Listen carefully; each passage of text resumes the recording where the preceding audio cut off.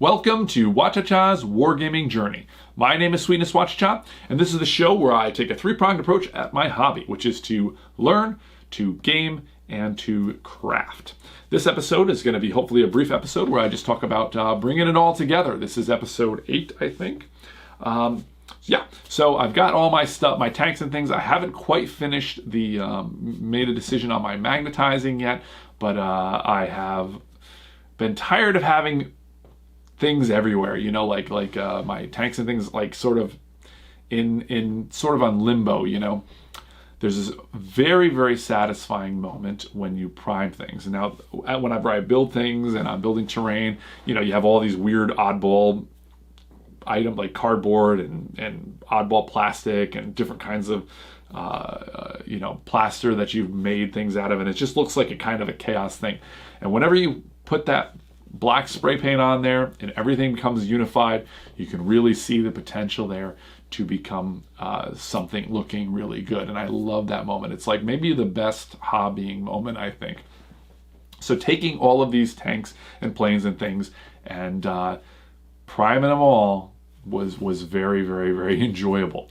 Now, I also did what is commonly known as zenithal highlighting, which is pretty incredible. I don't like to spend a lot of money on, unnecessarily, but, Games Workshop, makes Warhammer, I find to be very, very expensive with a lot of things. Now, I do like their paint, and I usually use Citadel paint, which is from them, or Vallejo. Those are kind of the two spots where I usually get paint.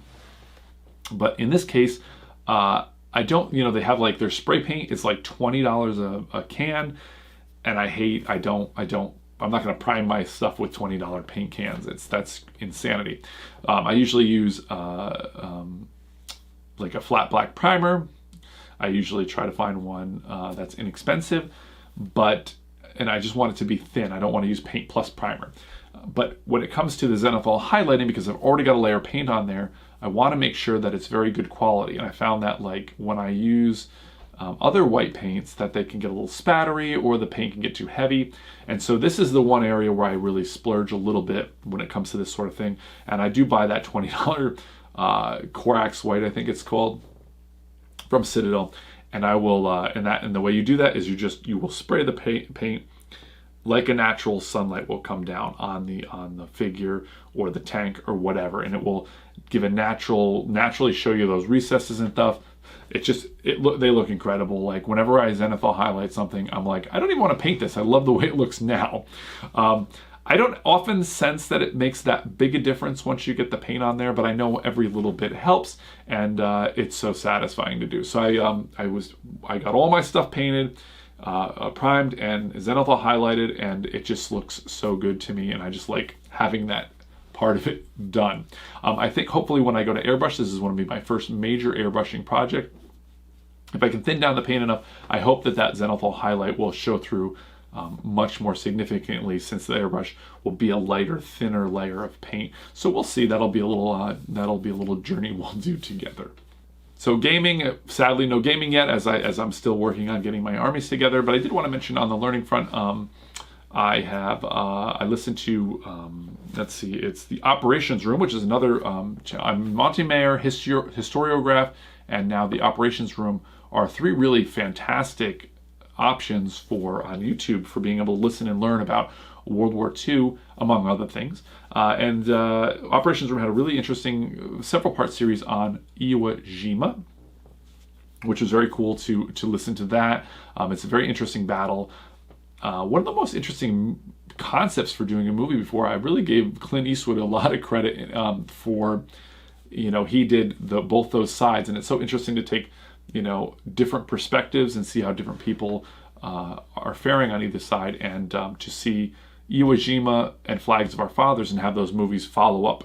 I think one came out one year, and the next year the next one came out. Maybe, I don't know if it's that far apart, but what a fantastic and fascinating way. The movies themselves were fine. I wasn't overly over the moon about them, but I thought that was a very interesting take. But this was a great look, and great, some very good information here. The Operations Room does a very good job of presenting the information and stuff, and I'm going to look forward to going through the rest of their catalog. But that was their series on Iwo Jima. I re-listened, as you might maybe from last episode, re-listened to the Battle of Midway from Monty Mayer. Those goosebumps still come thinking about the Yorktown. It was very, very fascinating. And I did check out. One thing that's very frustrating is that there's so many streaming services now, and they all want you to watch their service. And I'm happy to. I want to support movies that I love, and so I'll rent them or buy them, so that those movies will continue to be made. I go to the movie theater. I love nothing's like seeing things in the theater. And one very upsetting thing to me was in 2020, we could not go to the movies. Greyhound, Tom Hanks, based on a book about a destroyer, not a fictional destroyer, I believe. And I would have loved to have seen that in the theater, but I couldn't. So we actually did. We wanted to rent it, but we just got the Apple.